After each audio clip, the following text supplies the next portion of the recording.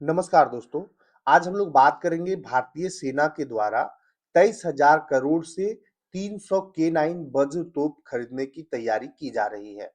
ये के-9 वज्र तोप जो है वो चीन और पाकिस्तान सीमा पर तैनात होते हैं और भारतीय सेना को युद्ध करने में बहुत मजबूती प्रदान करता है। भारतीय सेना अपनी तोपखाना क्षमता को मजबूत करने के लिए 300 से अधिक अतिरिक्त के-9 वज्र स्वचालित हॉवित्ज़र खरीदने की तैयारी में है। इसकी लागत 2300 करोड़ रुपए बताई जा रही है। अगर ये परियोजना को मंजूरी मिलती है, तो भारतीय सेना में को युद्ध और मारक क्षमता का बड़ा इजाफा होगा। इन्हें पाकिस्तान और चीन से लगने वाली सीमा पर तैनात किया जाएगा। भारतीय सेना अपनी लंबी दूरी की मारक क्षमता को और मजबूत करने की दिशा में यह एक बड़ा कदम उठाने जा रही है। 300 अतिरिक्त के-9 वज्र तोप स्वचालित तोपों की खरीद का प्रस्ताव तैयार कर लिया गया है। इस प्रस्तावित सौदे की अनुमानित लागत जो है वो 23 करोड़ है। एनडीटीवी के रिपोर्ट के मुताबिक रक्षा सूत्रों ने बताया कि यह प्रस्ताव इसी सप्ताह रक्षा खरीद बोर्ड यानी कि डीपीबी के पास समक्ष मंजूरी के लिए रखा जा सकता है।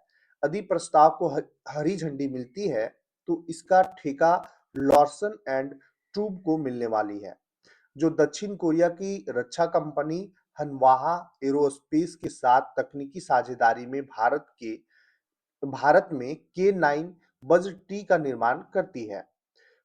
प्रस्तावित खरीद पूरी होने के बाद भारतीय सेना के लिए ऑर्डर की गई के-9 वज्र तोपों की कुल संख्या 500 से अधिक हो जाएगी। रक्षा योजनाकारों का मानना है कि इससे पाकिस्तान के साथ पश्चिमी सीमा एलओसी और चीन के साथ एलएसी दोनों मोर्चों पर सेना की फायर पावर में मजबूती प्रदान होगी। बदलते सुरक्षा परिदृश्य को देखते हुए सेना लंबी दूरी की सटीक हमला करने वाली रक्षा प्रणालियों पर विशेष ध्यान देना चाहती है। हाल के वर्षों में सेना ने ऐसे हथियारों की आवश्यकता को और गंभीरता से महसूस किया है, खासकर उन अभियानों के बाद जिनमें सटीक और तीव्र प्रहार करने की क्षमता होती है। रक्षा विशेषज्ञों का मानना है कि हालिया सैन्य अभियानों, विशेष रूप से ऑपरेशन सिंदूर के दौरान प्रदर्शित लंबी दूरी की सटीक क्षमता सेना को आधुनिक तोपखाना प्रणालियों की आवश्यकता का नया आकलन करने के लिए प्रेरित किया है। सैन्य योजनाकार अब ऐसी मोबाइल और तेज प्रतिक्रिया देने वाली तोप प्रणालियों पर जोर दे रही है, जो विभिन्न प्रकार की युद्ध क्षेत्रों और भौगोलिक परिदृश्यों में प्रभावी फायर सपोर्ट उपलब्ध करा सके। अगर हम जाने कि के-9 वज्र की खासियत क्या है, तो के-9 वज्र एक 155 मिमी 52 कैलिबर ट्रैक स्वचालित हॉवित्ज़र तोप प्रणाली है। यह 40 किलोमीटर से अधिक दूरी तक लक्ष्य को निशाना बनाने में सक्षम है। इसकी बड़ी विशेषता यह है कि शूट एंड स्कूट क्षमता है, यानी यह लक्ष्य पर गोले दागने के तुरंत बाद अपनी स्थिति बदल सकती है, जिससे दुश्मन को जवाबी तोपखाना अ, जवाबी तोपखाना कार्रवाई से बचाव आसान हो सकता है।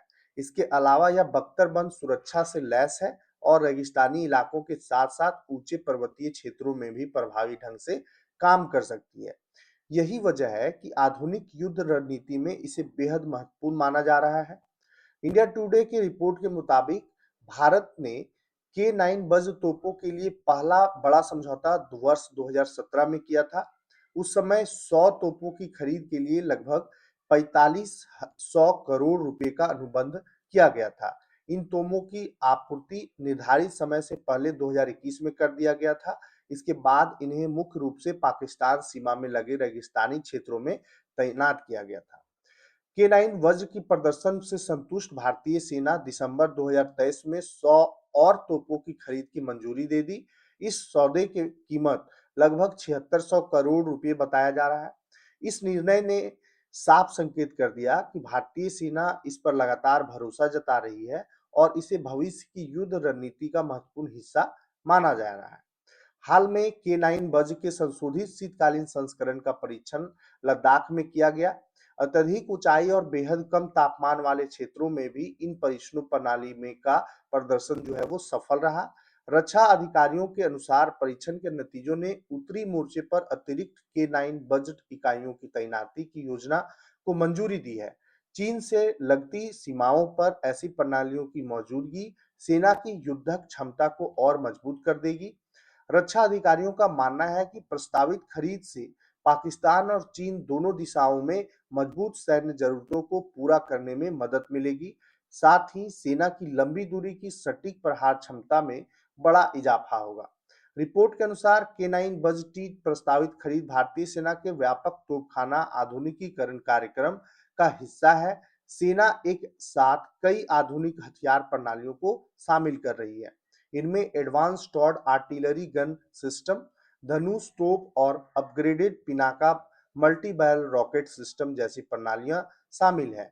रक्षा अधिकारियों का मानना है कि इन सभी प्रणालियों के साथ शामिल होने से भारतीय सेना विभिन्न मोर्चों पर तेजी से और सटीक और लगातार फायर पावर उपलब्ध कराने में पहले से कहीं अधिक सक्षम होगी और इस तरह से भारतीय सेना में K9 अब लगभग 500 से अधिक हो जाएंगे।